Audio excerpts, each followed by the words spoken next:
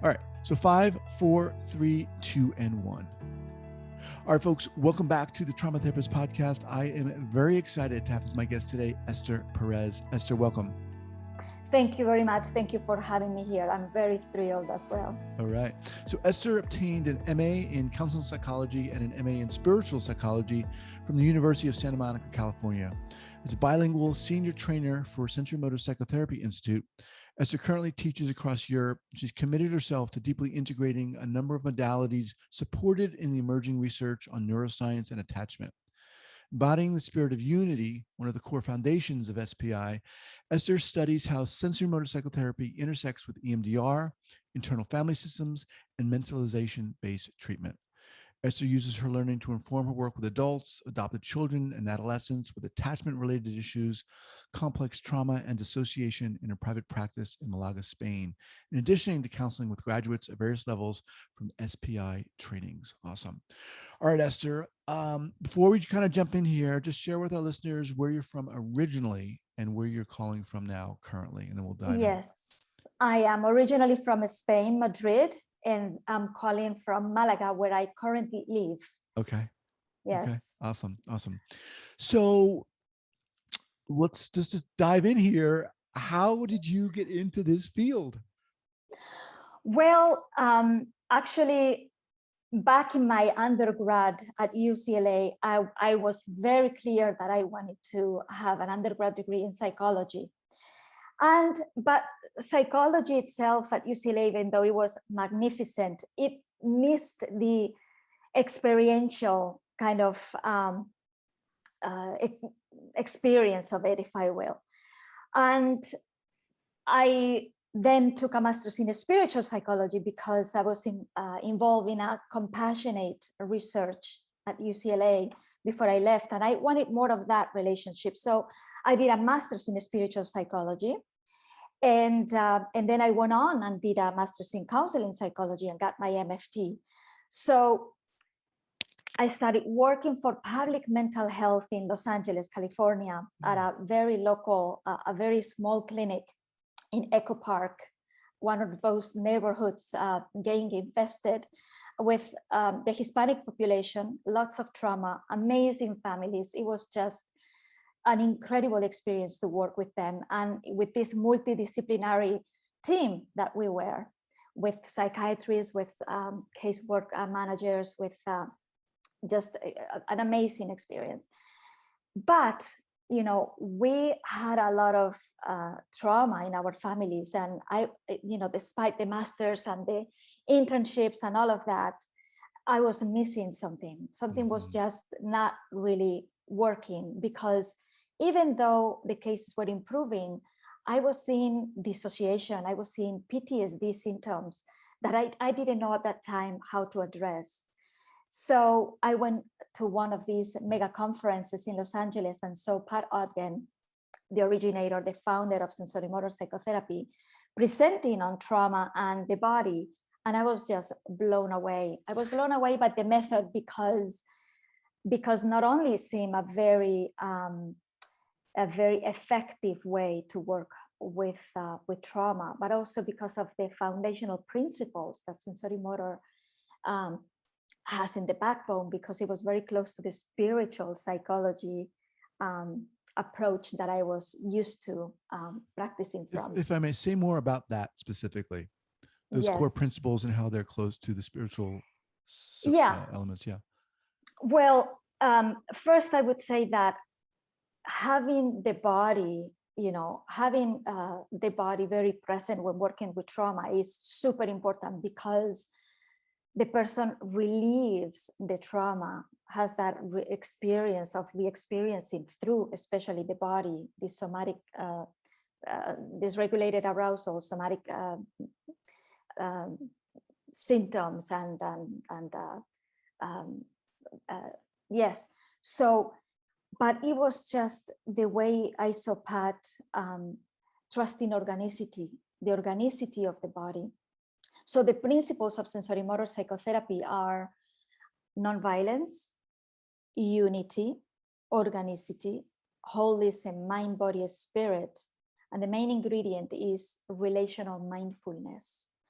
So when you learn the method, it's not just a method, it's a way of being with the client, where you have some skills that you use, but it requires for you to be very much in yourself. It helps develop a therapeutic presence that it requires for your nervous system to be calm, because from that calm place, the client's nervous system can calm down. And from there, you can see not only a symptom or, where client is stuck at, in their symptoms, but also you can see health. You can see health emerging. You can see something that wants to happen through the body organically because of the innate wisdom of the body, and it can lead the way to transformation, to whatever, whether it is discharge of arousal, whether it is an incomplete action that needs to happen that was truncated at the moment of the trauma. So it's very much, those principles work sort of in unison, because to be able to track for that wisdom of the body to emerge, you need to be present. You need to be in unity. You need to be in non-violence, because you're going at the rhythm, at the pace of what the client's nervous system can handle at a particular moment. So it's very honoring and very empowering for the client to go at that pace. Yeah. I love what you're saying. It's getting me excited, because I went through level 1 and level 2 of the SPI training with Janina Fisher. And I remember we would watch videos with Pat, and it was just so amazing and inspiring to see exactly what you're saying. Her just, you could see that trust in what you're saying of organicity, and just so grounded. I was like, oh my God, this was amazing. When you first started, obviously you were interested in the whole spiritual psychology, and you had that leaning, that calling, if you will. When the trauma piece came in a sense, when you were like, oh my God, when you started recognizing the trauma in your clients and the need to work in that, where to get that information, what was that like for you, Esther? Was it challenging for you? Were you like, oh my gosh, this whole other thing in a sense is coming into play, and I need to, learn more about that? Talk about that.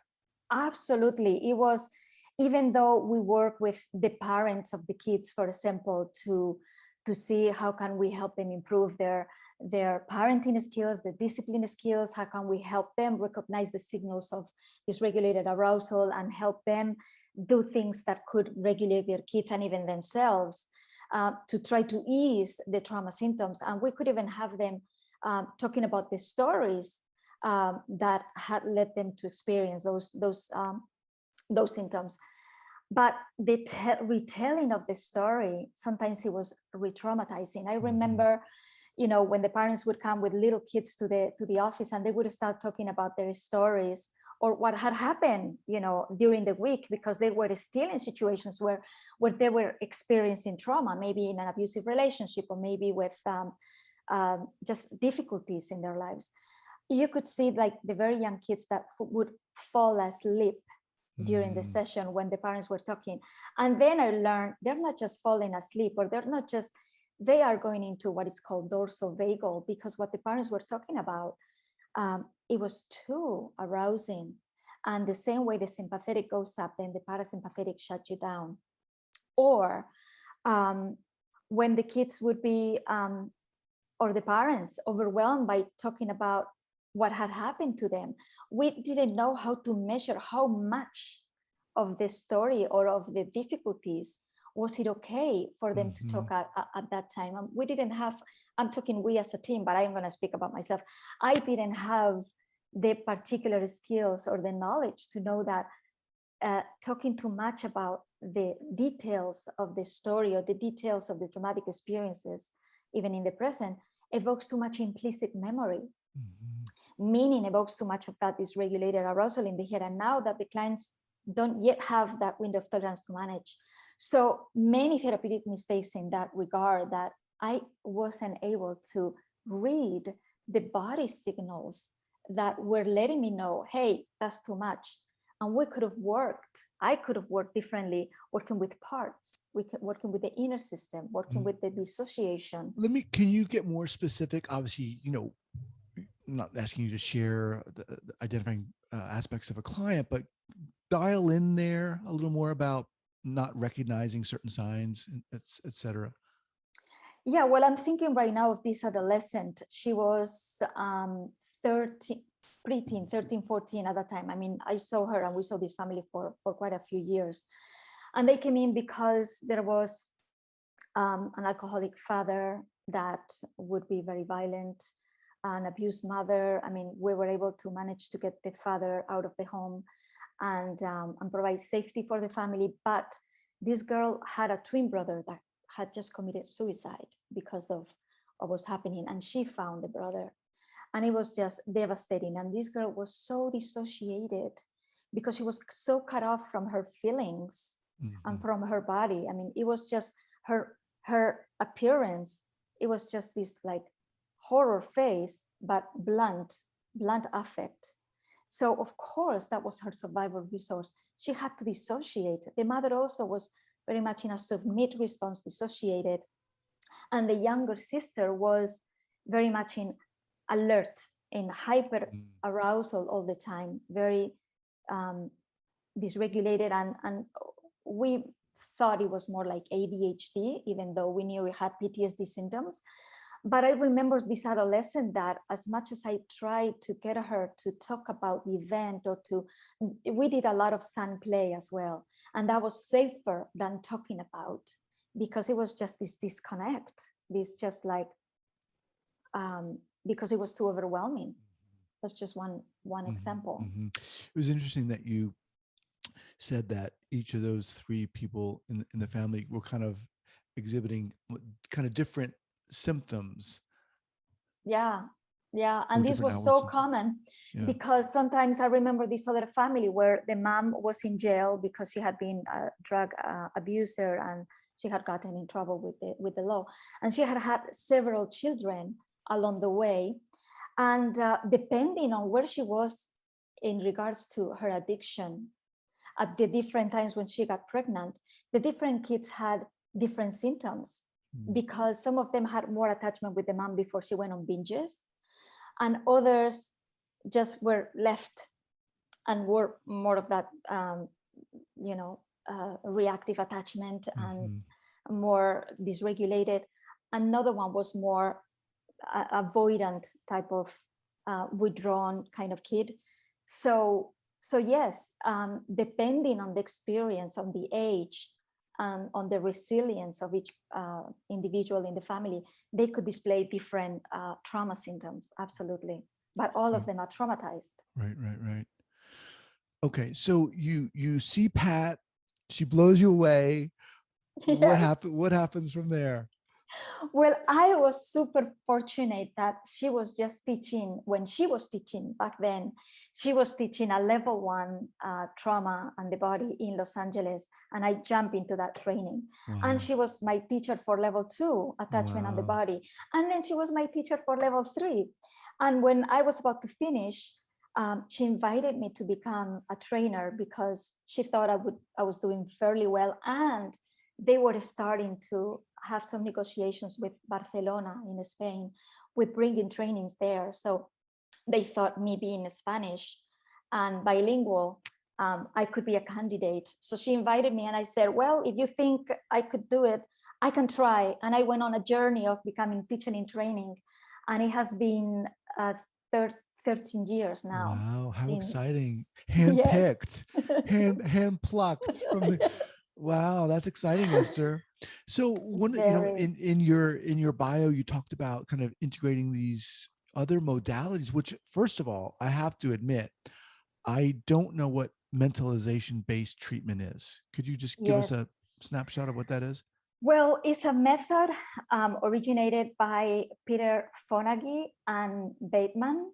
And is pretty much designed or developed for personality disorders, especially borderline personality disorder, narcissistic personality disorder, because many times when there is a diagnosis of PTSD, many times it comes with the person develops a personality disorder as well, or traits of personality disorder.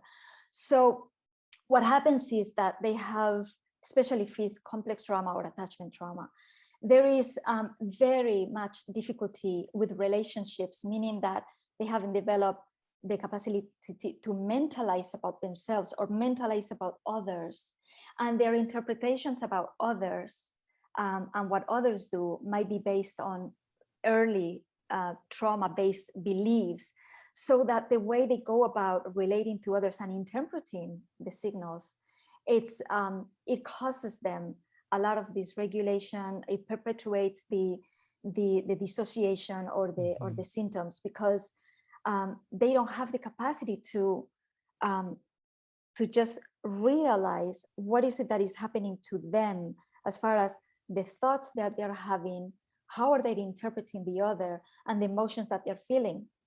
So it's something that, sometimes we take for granted, because many people, the vast majority of people, might have the luxury or the privilege of grow up having parents that reflect, oh, you're feeling angry because your brother didn't let you borrow his toy.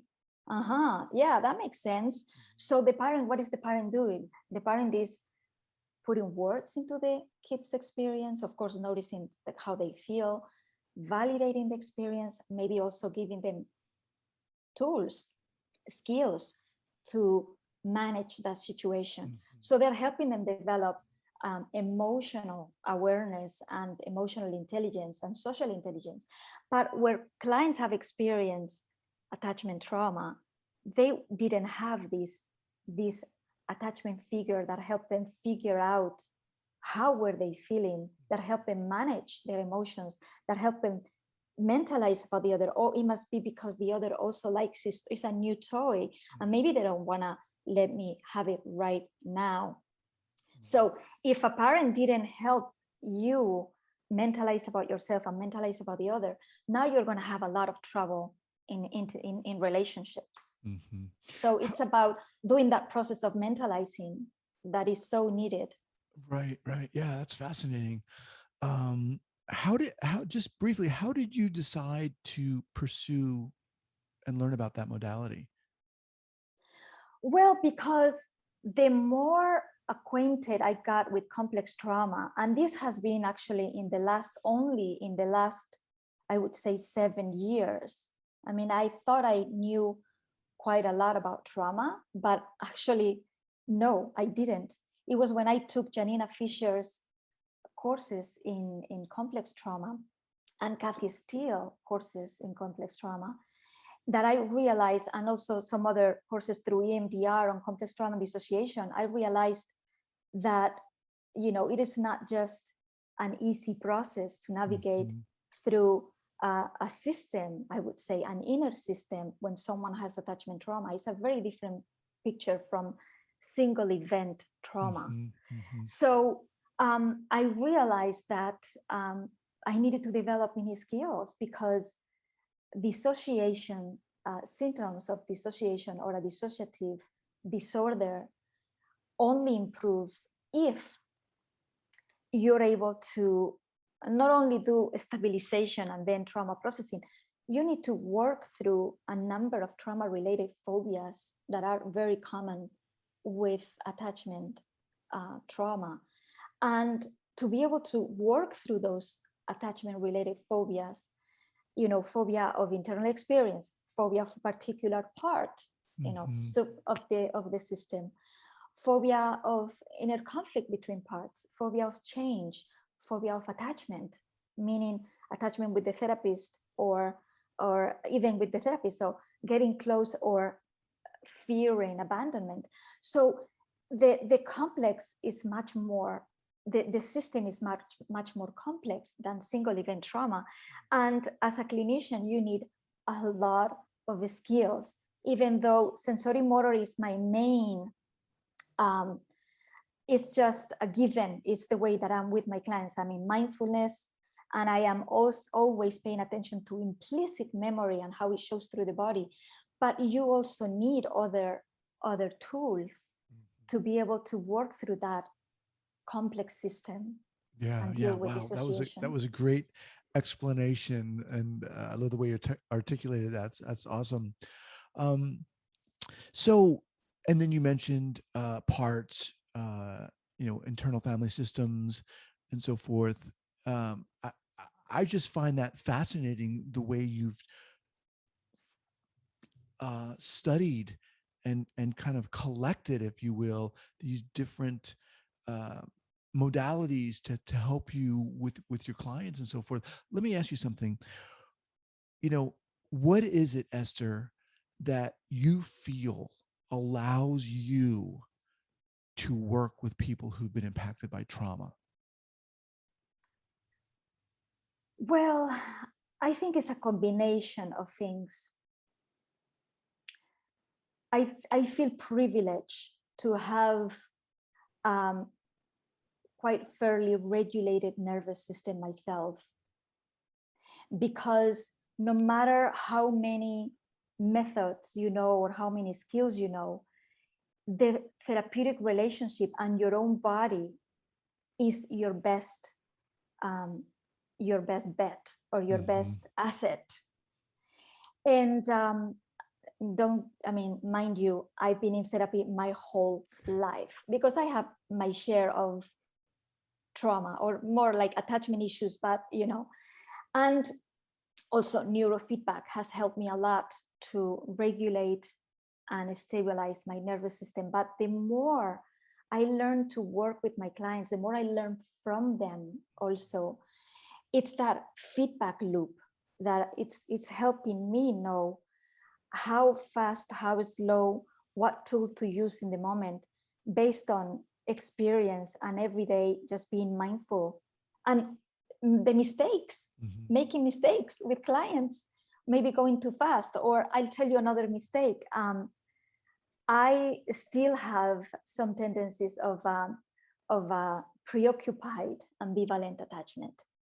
So when vulnerable parts might come up in session, I get excited because I know this is an opportunity for client to go deep into their wound and tend to the child part that still holds trauma, memory, or tendencies. So what happens is that I have to put myself on check to not use too much sweetness or attachment, my attachment system, because with attachment trauma, since there is an attachment phobia, if I evoke too much attachment with a sweet voice or with too much, it could be how do you say, counterproductive, because then if I'm reaching too much attachment with those younger parts, even though I have learned to facilitate that is the client adult to be with that part, still it can evoke those dependency needs in client, and the shame from the dependency needs, and then a fight part might come out. We have experienced before fight part towards me, even from evoking too much attachment. So what I have learned is that I myself need to be in my body, need to be mindful of what I do and how I do it and the impact it has on my client, to be able to track that and adjust accordingly, to evoke a bit, but not too much, either in the therapeutic relationship or in the trigger or whatever we're working with. So it's a very, tippy-toeing and, keeping that balance. Right. Yeah. For it to be effective. Like you said before, just awareness, right? This like almost constant awareness of not just your client, but yourself, and having to matter. I mean, obviously that is where that takes a lot of experience. And like you said, a lot of work. You've been working on yourself for a long time. Absolutely. And I will continue Yeah, yeah. on my parts and on my, history and my tendencies, because not just to be a better therapist, but for my own good, of course. Right, right. Okay. Yeah. As we kind of wind down here a bit, I want to ask you something.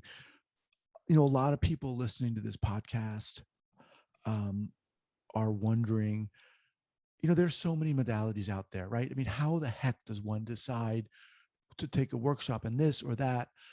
What would you say to someone who's out there who wants to learn about trauma or even learn more about trauma in terms of where do they go? How do you begin to choose? Yeah. Well, I think the experts recommend to learn a somatic modality for sure, because if you come from a cognitive behavioral background or a psychodynamic background, um, it's very easy to get sort of um, trapped in just using the cognitions or the emotions, Mm-hmm. right? But with trauma, we need to know that is get re-experienced through the body. So we need a somatic skill to regulate the dysregulated arousal and bodily sensation that comes with that trigger response. So what can I say? I love sensorimotor psychotherapy because it is such a safe, well-organized, and spiritual way of being with clients, that you learn to work with implicit memory, which is the key. You need to know how to identify implicit memory and how to work with it when you work with trauma. And mindfulness, that's the other ingredient. You need to evoke a bit in the here and now, work with that implicit memory, and have the client be mindful of what's happening in the here and now. And then go from there. I mean, each therapist is going to find their own path. Get informed, go to conferences and seminars and webinars, and see what's your calling. I mean, for me, it has been many times I have been inspired by my mentors like Janina Fisher as well, because in her book, she talks a lot about the interface between sensorimotor psychotherapy and internal family systems. So she inspired me to go and learn internal family systems after I have, of course, the background in sensorimotor. And it made a lot of sense. Right. And then I went to another conference and learned that I'm missing something else. And then I went on and took something else. And as I was implementing EMDR and this and that, and oh yeah, that's what I'm missing. Just to, but each person is going to have to find their own way about it. Right. Awesome. Appreciate that. So people are listening to this. They're going to be saying, "Oh my God, I want to take a class from Esther. I'm serious. I know it. That's what I'm feeling." That. Do you teach or what? Absolutely. I teach full time. I'm a senior trainer throughout Europe. Currently, well, now because of the pandemic, of course, online, but Norway, Ireland, a bit of UK now, but online, mainly Italy, Utrecht in the Netherlands, and Spain. So they can sign up for they can go to sensorimotorpsychotherapy.org and see the courses upcoming. If it's not with me directly, because maybe they're in the US, right.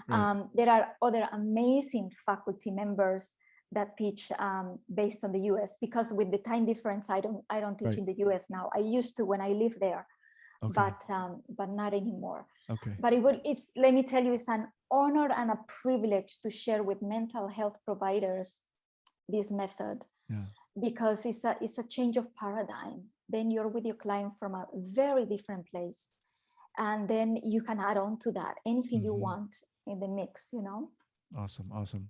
All right. So as we really close down now, how about that book recommendation? Are you going to share Janina's book or what? Well, one of them, yes, of course.